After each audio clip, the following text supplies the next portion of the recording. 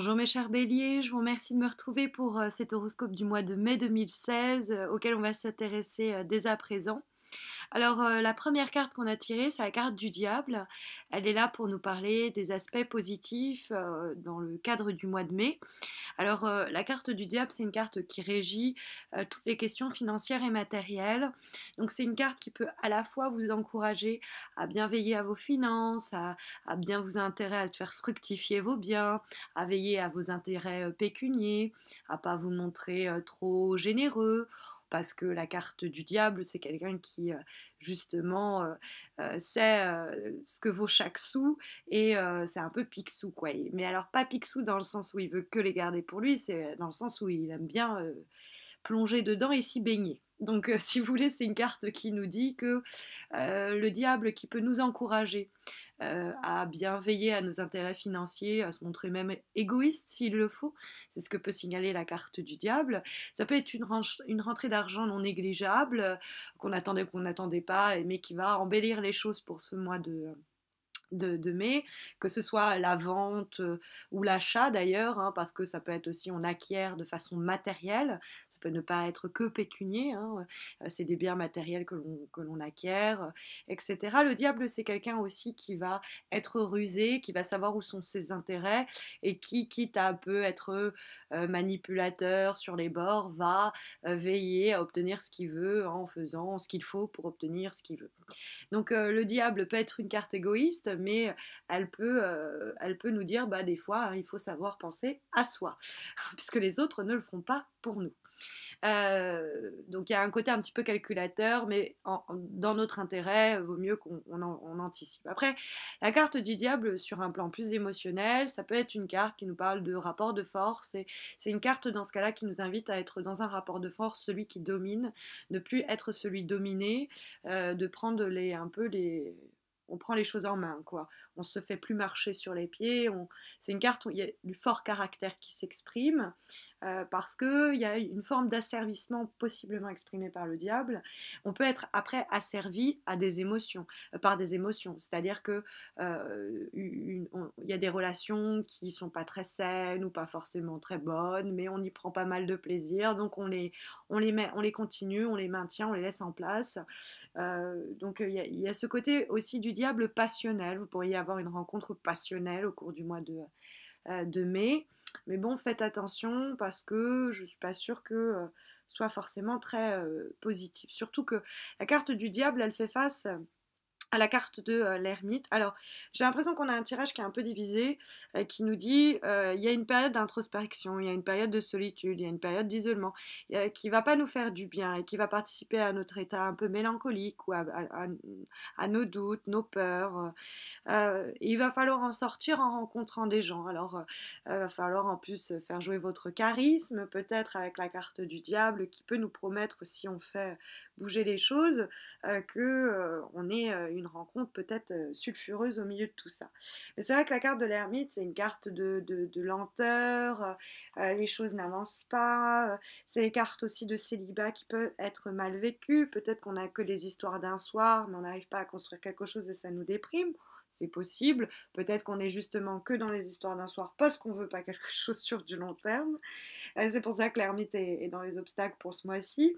Mais c'est une carte en général qui va nous parler aussi c'est une carte de réflexion, de méditation.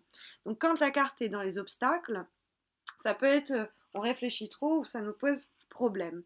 Dans le cadre où on voit les cartes qui communiquent ensemble, tout le tirage communique ensemble. Mais après, on a ce que j'appelle des dialogues entre chaque carte qui est en vis-à-vis. Si on prend le diable avec l'ermite, on peut voir malheureusement se dessiner un projet, une relation qui semble sans issue, et de laquelle il vaudrait mieux apprendre à se protéger peut-être en se méfiant ou en veillant à ses intérêts. Ça peut être aussi une carte qui vous met ça peut l'ermite il vous met en garde dans les obstacles contre le fait de vous replier sur vous-même. C'est pas la bonne solution. Vous allez broyer du noir. Vous allez être en train de cogiter et les pensées vont tourner en rond. Ça va être la même. Il va falloir communiquer avec les autres, par exemple, pour que on sorte de cette pensée un peu malsaine. Ça, le diable et l'ermite, ça peut être une pensée obsessionnelle et qui est mauvaise. les choses tournent en rond et ça n'avance pas pour autant. Donc faire attention aussi si on n'est pas dans des relations aussi pas très saines pour nous et que inconsciemment on se met là-dedans parce que c'est le cerveau qui travaille contre nous, ça peut être aussi une manière de lire cette association dans ce tirage. Alors, au-dessus, on a la carte de vibration. Et la carte de vibration, pour moi, elle a des relents de la carte de l'ermite, parce que c'est la carte de la lune, et c'est une carte qui est un petit peu difficile. C'est une carte qui nous parle de mélancolie, de spleen, des choses qui ne sont pas claires, qui demandent des éclaircissements, des périodes de troubles. Ça peut être, c'est vrai, des périodes d'inspiration. Ça peut être avec la carte du diable, je le dis quand même, ça peut être des tromperies, des infidélités ou la peur d'être trompé. Le cerveau n'arrête pas de cogiter là-dessus. Ça peut être une période de tristesse hein, qui va dominer le moi, avec l'inconscient qui va gouverner l'esprit, avec la peur. C'est les problèmes de famille aussi, les problèmes du foyer, parce que la carte de la lune nous parle de les deux maisons, elle nous parle du rôle de la mère, euh, donc ça peut aussi nous parler de ça. Ça peut nous parler en tout cas d'une période un peu de flottement qui peut avoir rentré en résonance avec la carte de l'ermite, qui est aussi cette période où les choses avancent pas comme on le voudrait. Et puis boum, on a la carte de la roue de fortune qui est tout l'inverse. C'est la carte du changement, des mouvements, de la mutation. On pourrait faire quelques petits déplacements, on pourrait faire des rencontres, on va sortir du cycle qui était un peu difficile que semblent signaler ces deux cartes et on va aller vers quelque chose de nouveau. Alors, la carte de la lune qui est la carte de la roue de fortune qui succède à la carte de la lune, ça nous dit qu'on va sortir, on va voir des amis après une période justement d'isolement, l'ermite aussi, mais de solitude peut-être, de tristesse ou de réflexion. Mais à un moment, le mois de mai, c'est vous allez réfléchir à un moment, c'est bon. Vous avez assez réfléchi comme ça ou vous allez avoir trop réfléchi. Parce que c'est... ou alors c'est l'idée qu'on va arrêter de se voiler la face, qu'on va réfléchir, mais qu'on va avoir un moment l'idée de ok, ça y est, j'ai compris ce qui n'allait pas et ça va me permettre d'évoluer et je vais laisser derrière moi une situation ou une relation qui me faisait du mal, qui m'empêchait d'avancer, d'évoluer. Donc, hop, je passe à autre chose, je tourne une page où j'ai envie. Après, c'est vrai que la roue de fortune, elle est instable. Hein. C'est le mouvement, on ne sait jamais exactement dans quel sens ça va tourner la roue. Donc, il y a une période d'instabilité, de confusion, mais au moins qui est un peu plus dynamique que l'ermite ou la lune. Mais le côté de l'esprit qui n'est pas forcément votre plus grand allié pour ce mois de mai, on le revoit avec la carte de synthèse que nous avons. Alors la carte de synthèse, elle s'obtient elle est issue pardon du tarot d'Oshozen, tarot Oshozen, je vais y arriver, qui est une relecture spirituelle, philosophique, la majeure et mineure du tarot de Marseille. Et là, on a le mind qui est l'esprit en fait et qui est une carte en fait qui correspond aux épées, et c'est le valet d'épée si vous voulez. Mais alors là, c'est l'esprit et comment ça peut être notre plus grand ennemi. La carte, elle est clairement pas, vous voyez, c'est une sorte de machine qui fait que, bah, comme une cocotte minute, là, il est prêt d'exploser, il est prêt à exploser, et c'est l'idée que des fois, euh,